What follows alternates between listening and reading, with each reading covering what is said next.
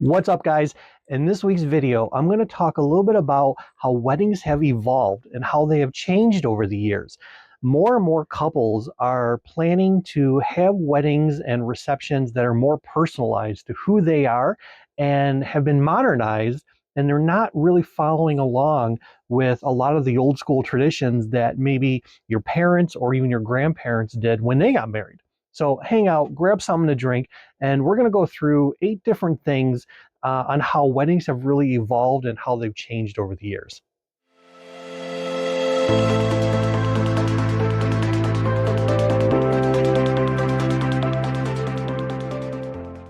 Yo, what's up, everybody? Welcome back to the channel. In this week's video, we are going to dive into the topic that has been a hot debate in many recent years: the changing landscape of wedding formalities. It's no secret at all that weddings are evolving, and many couples are actually opting for a more personalized approach. So we're going to explore, we're going to discuss a few ways on why traditional wedding formalities are no longer as relevant or as common as they used to be. But first, thank you to everybody who has liked, commented, and subscribed to the channel. You guys are rock stars and awesome. I've put out a couple pieces of content that went viral recently, and because of that, my channel literally exploded. I am up to getting close to almost 3 million views. My last video, I talked about how I hit 1 million, and the pieces of content, the shorts and long form video that I put out really just took off and went psycho. And because of it, the channel has gone up in growth by an immense amount, even since just last week. So now my subscriber count has gone up, my like count has gone up, and so has my views. So thank you guys. You guys are pretty amazing, and I can't thank you enough for it. So if you're new to the channel, hit that like button, hit that subscribe button, hit that bell notification. I do try to put these videos out as much as I can, and like I have always said in the past, that my channel is designed for the new DJs, the guys who are just starting out and are looking for help and guidance and advice. So if you find some of my content helpful and it's been able to help you evolve, then awesome. So the first thing we're going to talk about are invitations, traditional versus modern invites. So let's talk a little about this, guys. Traditionally, wedding invitations used to be very formal, featuring phrases like Mr. and Mrs. Smith request your presence. But nowadays, couples are going for a more casual and creative invitation design, layout, even the wording that's on a lot of the invitations. They've completely changed, and they've opted in for invitations that reflect more on their personality. It's all about setting the tone for a unique celebration. And a lot of couples want to really convey that and show that to their guests whenever they send out invitations or whenever they invite someone to come to their wedding and reception. Next, let's talk about wedding attire. Yes, what people wear to weddings. It has changed so much over the year, from what the bride and the groom wear, to even what the guests wear, to even what vendors wear. It's wild, the amount of vendors that just show up, and the stuff that they wear is just, it's mind-blowing sometimes. So, wedding attire. While well, hold on, let's stop for a second. Let's just say this. White wedding gowns and black tuxedos are still popular in certain areas of the country, and even with some certain weddings. But I can tell you guys, a lot of couples are choosing attire that speaks to who they are and their style. Some brides are even ditching the veil. They're doing floral crowns and colorful dresses. I've got a wedding coming up where it's going to be all black. The bride is wearing a black dress. The groom is wearing all black, and the wedding parties are wearing darker colors, like a darker gray, that kind of thing. And I've done weddings where it specifically said on the invitation that it's an all black formal attire where all the guests had to wear black. And it was wild. It was pretty cool because, I mean, some people would look at it and think, okay, who died? Is this a funeral or is this a wedding? But it works. And if you can do it in a way that matches your style, your personality, there's bride and grooms out there that are doing some really cool stuff with their attire. And don't get me started on themed weddings. They're all the rage. I do a lot of themed receptions and even some themed ceremonies throughout the year. Themed weddings have really come up big time in the last few years, where people are incorporating stuff that they love. Disney weddings, Harry Potter weddings, Star Wars weddings, you name it. And more people are incorporating this type of stuff into their receptions, and they're incorporating it into their attire to match their personality and who they are. All right, let's talk about ceremony locations. So traditional weddings often took place in religious institutions like churches and stuff like that. But today, more couples are opting for outdoor venues, destination weddings, and even saying their vows at places that hold special meaning to them. Again, it's all about creating memorable experience. So people are opting to do their ceremonies in unique spots, unique locations, unique areas, to really fit something that is not traditional, something that breaks the mold, something that really fits them as a personality. And I'm all for it. I love it. I like people who think outside the box, do stuff that's not cookie cutter, and they really cater and create their wedding and their ceremony to who they are as a couple, who they are as people. So I think it's fantastic, and I love that more and more people are opting to choose to do unique ceremony locations when it comes to their vows and how they confess their love for each other. Okay, let's talk about the wedding party and how it is evolving and how it's changing, and how a lot of weddings nowadays do have different types of wedding parties. You can now say goodbye to strict gender roles in wedding parties.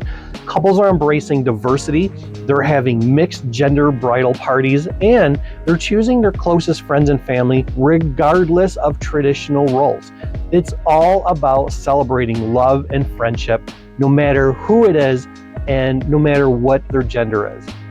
So you're going to see a lot of unique wedding parties. You're going to probably see guys on the girl side. You're going to see ladies on the men's side. It's always changing, it's evolving, and gender roles are not something that you traditionally would see with a lot of weddings. Now, obviously, a vast majority of wedding parties are going to have all women on the ladies on the bride side, all men on the groom side, but compared to maybe 5, 10, even 15 years ago, you are seeing more and more wedding parties that have mixed genders in them, which is fantastic. It's great because people are choosing the people that they know, that they love, they have friendships with, and they're doing things their own way, and they're making their ceremonies, their wedding parties, their receptions more and more personalized. So let's talk a little bit more about wedding ceremonies.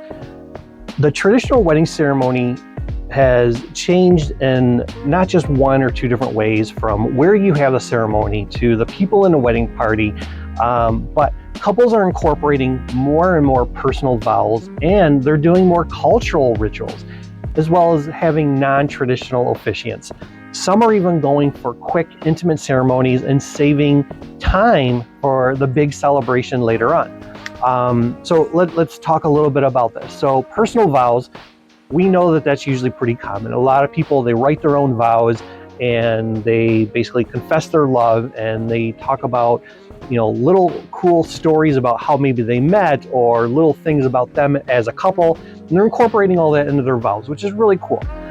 Yes, there are a lot of weddings where the bride and groom, or I shouldn't say bride and groom, because there are a lot of bride and brides, a lot of groom and grooms, but there are a lot of ceremonies where the client do just repeat whatever the officiant or the priest or whoever says to them. But now I think what you're seeing again, that's different compared to 5, 10, 15 years ago. More and more people are writing personal, heartfelt, more personalized vows to each other, which is great. I think it's fantastic. And it gets to become a very, very emotional time when someone pulls out that piece of paper and they start writing or they start saying their vows and confessing the love. And now cultural rituals, we see a lot of those happening. And it might not necessarily be a cultural wedding, but there could be one side of the family, or maybe the bride is cultural or the groom is cultural, and incorporate different pieces of who they are from a cultural standpoint into the ceremony. And I think that's fantastic. I think that's wonderful.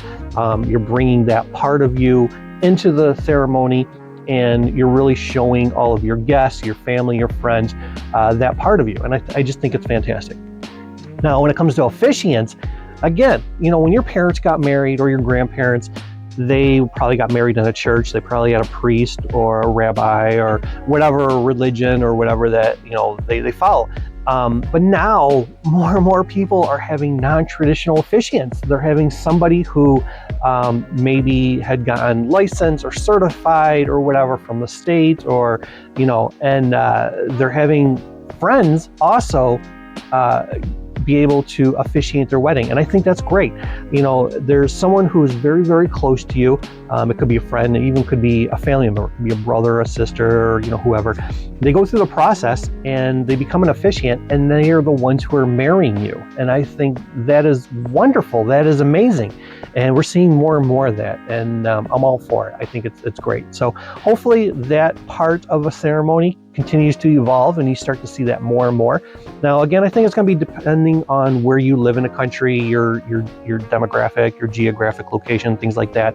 But from where I am in New York, I'm seeing more and more people who are doing that. They're having non-traditional officiants, and they're having their friend or family member become an officiant. They're going through the course online, and they're getting certified and all that. So I think it's great, and I'm looking forward to seeing more and more of it. Okay, let's jump into the reception now. A lot of traditions that you saw during receptions in a time of maybe when your parents got married, or your grandparents or whatever, those have changed and those have evolved as well. An example is the bouquet and garter removal. I talked to a lot of DJs, and so many have said, man, I can't even tell you when the last time I saw a bouquet and garter removal. It's so different now. I think probably last year, out of all my weddings, I think I saw maybe 2 clients do the bouquet and garter toss. The rest, they're like, no, it becomes kind of cringy a little bit, depending on, who the couple is, and, they don't want to scare grandma and grandpa and mortify their parents and, things like that. So the bouquet and garter has really gone away for a lot of couples. They're becoming less and less common because couples are rethinking the reception and rethinking the traditions and stuff that maybe their parents or grandparents did. They're more focusing on what truly matters, and that's like great food, dancing, amazing entertainment, amazing music, an amazing DJ, and spending quality time with their loved ones. So, those old school traditions, they're going out the window, and it leaves more time also for them to really enjoy the reception with the people who they love. So I think it's great. I think it's fantastic.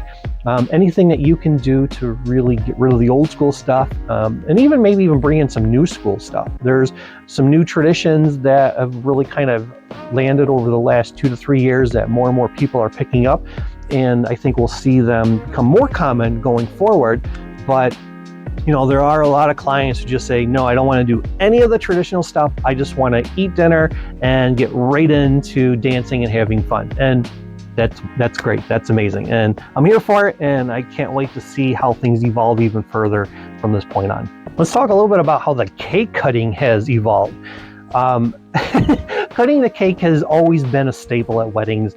From your parents' weddings to your grandparents' wedding, it's always been a real key important aspect. But we're now seeing alternatives like dessert bars and donut walls and even pizza stations, which are amazing, guys. It's all about satisfying sweet cravings in style. And more people are opting to do things a little bit different. Now, there are a lot of weddings where they have the traditional catering and they have the traditional buffets and all that. So that I don't think that's going to be going away anytime soon. But what we are seeing are obviously more and more people who are incorporating unique alternative type stuff to kind of change things up when it comes to the food and the desserts and all that. But cake cutting in general, from my standpoint here in New York, what I'm seeing more and more are people who either don't do a cake cutting at all. They just have the dessert bar, or they have a donut wall. Or what they're opting to do is that they're doing like a mini cake where it's just something for the bride and groom, and then they have a full dessert bar for all their guests. I can tell you that particular situation, I've probably seen maybe, I don't know, 80-85% of my weddings last year who did that. And for this year, talking with a lot of my clients, more and more are opting to either do that where they have the mini cake for just them, or no cake at all. They're just dessert bar, donut wall, and kind of a sweet station candy bar, that kind of thing. So awesome, cool. I love it that it's changing, it's evolving, and people are doing things way different. Okay, lastly, let's talk about the grand exit. When your parents got married or your grandparents got married, the traditional exit was a rice toss. They would exit the building, the church or whatever, and people would throw rice and everyone would clap and go crazy and, that kind of thing. But that has really gone away. It's given away to more creative exits that more and more people are doing, like sparkler exits or even bubbles and confetti. Obviously, it's going to depend on the actual venue, because a lot of venues don't want to have to clean up all that crap. But more and more people are doing creative grand exits. Couples are choosing fun and Instagram-worthy or TikTok-worthy exits, and it captures the joy of the day. What I'm also seeing here in New York, which is becoming more and more popular, are two different types of grand exits. They're doing something where there is a final song where everybody who's left at the reception comes together at the end of the night, and they surround the bride and the groom, and they do this one kind of like group last dance, last song kind of thing. And then they kick everybody out of the room, and then the bride and groom are doing their own private last dance where it's just the two of them in the middle of the dance floor with nobody else around. And I think that's fantastic. I think it's wonderful. But as things evolve, as things go forward, you're going to start to see more and more unique things. I think sparkler exits will be common. You'll start to see that more and more. Bubble and confetti and things like that. Again, it's going to really depend on where you live, because every demographic region is going to be different. They're going to do things in a completely unique way. But sparklers kind of almost seem like a more universal type thing, where I'm seeing a lot of DJs talk about how their clients are doing the sparkler exits all over the country. And even internationally, I've seen some international DJs say that, they're seeing more and more of that as well, which is pretty cool. But the old school way of throwing rice and people leaving, getting in a car with a bunch of cans and, hooked up to strings on the back of the car, all that stuff was stuff that, your parents and your grandparents did. You don't see that really much anymore. So exits will continue to evolve. They'll continue to be better and unique and more personalized, and I'm all for it. I think it's great. So there you have it. The evolving landscape of wedding formalities and traditions. Something to always remember: as love knows no bounds, neither should weddings. More and more people are incorporating unique styles, personalized styles, and it's all about celebrating your unique love story your way. Remember, traditions can be beautiful, but they should always be a reflection of who you are as a couple. So if you're a bride or a groom who's watching this video, keep in mind that as you go through the planning process, you're always going to have people who have opinions and say that you should be doing things this way or that way, or you should be following tradition. And the most important thing to always remember when it comes to your wedding and your celebration is that it's about you guys. So if you are spending a lot of time and a lot of money to create this amazing, beautiful day that celebrates your love, do things your way. Sure, you can take other people's opinions and advice and feedback into consideration, but don't let it guide you or lead you into something that you don't want to do, or you don't want to have things the way that your parents did or your grandparents. So make sure that you are creating something that is personalized, it's special, it's unique. Because I can tell you guys that the weddings that really put a lot of thought into making things different and unique and personalized, those weddings are so much more memorable. People remember them for a very, very long time. even for an eternity. You know, you'll remember as a bride and groom when you're old and gray and you're sitting in an old person's home and you're holding hands and you're thinking back and you're like, man, remember our wedding? Remember how awesome it was? Remember how it was so unique and different and personalized and special to us as a couple? That's what you really want, and that's what you want to try and shoot for. So thank you guys for tuning in, for watching. And as I always say at the end of all my videos, a day without dancing is a day wasted. Go out there, be an awesome human, be an awesome DJ, rock your dance floors, and I will talk to you guys again soon.